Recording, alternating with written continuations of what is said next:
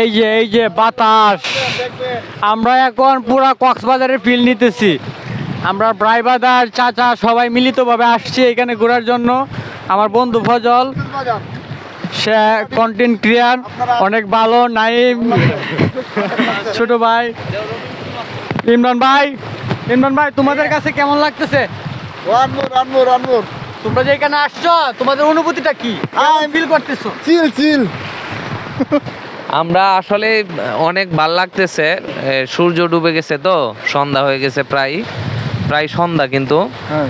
আর ঢেউয়ের যে গর্জন আসতেছে আসলে অনেক ভাল লাগতেছে সত্যি কথায়।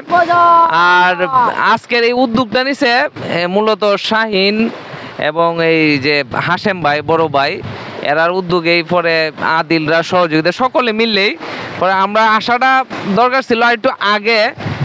সন্ধ্যা হয়ে গেছে, ভিডিও করতে পারি নাই বা ছবি টবি নিতে পারি নাই সুন্দর, কিন্তু এরপরে এই ফিলটা অনেক ভালো লাগতেছে। অনেক ভালো লাগে, কি বলেন ভাই? অনেক এটা আসলে এই যে বাতাস, এই যে পানি ধরতেছে ভাই, এটা দেখলেও শান্তি আসে মনটার মধ্যে।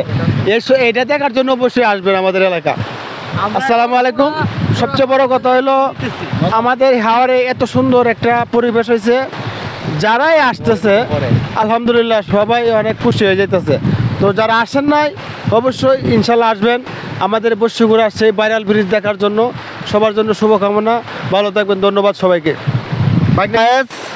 আমি অনেকদিন পর ঢাকা থেকে দেশে আসলাম।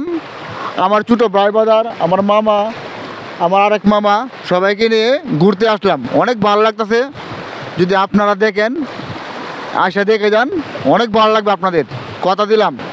আমার প্রিয় হাওড়, আমার প্রিয় গ্রাম, আমার প্রিয় মাতৃভূমি। অভাব থাকতেই ঘুরে নেন, টাকা হইলে তার ঘোরার সময়